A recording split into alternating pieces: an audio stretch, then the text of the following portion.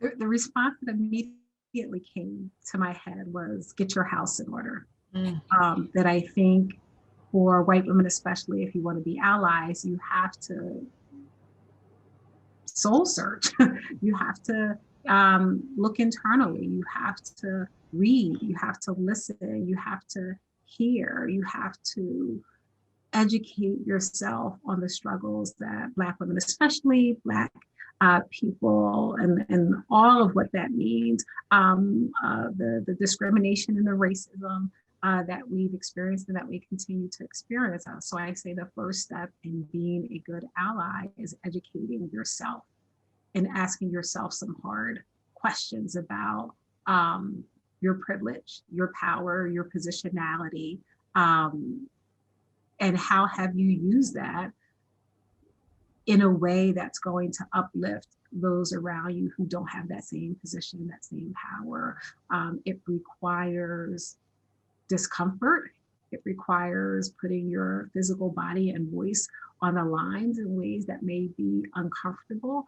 But that work has to start with you, and it can't come and ask a Black woman how to do that, or ask Black people how to be a good ally. You have to do that research yourself, and then be willing to enter into spaces to learn and to listen and to use your power and privilege in ways that uplift those around you.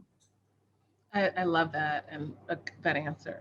And the piece I would add that Eddie Glaude offered, I can't take credit, but it was just so beautiful, and I've been saying it often since, is as opposed to asking, how can I be a better ally, move from what is my conception of justice? Mm-hmm. What is it that I take for granted? And how am I going about the work of creating that for others?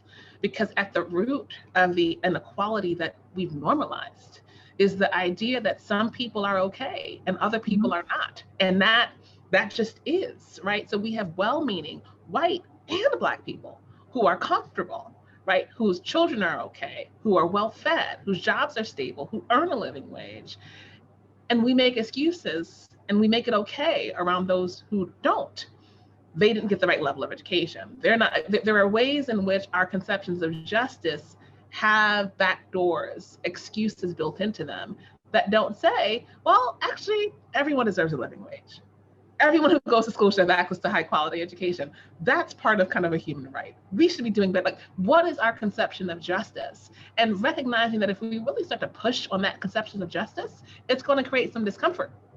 It's going to push up against, well, I earned this and I deserve that.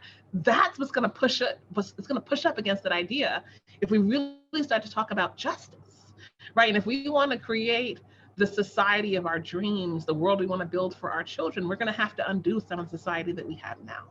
And we're in a moment of deep disruption and deep challenge. And so this isn't going to be, in going future, a kind of band-aid conception. Like, it's just not Mm-hmm. going to work for us to say, I'll talk to my neighbor, because then it becomes, well, because they're a good person. I know them. There are ways that asking us that deeper question of justice pushes us on a deeper level for change.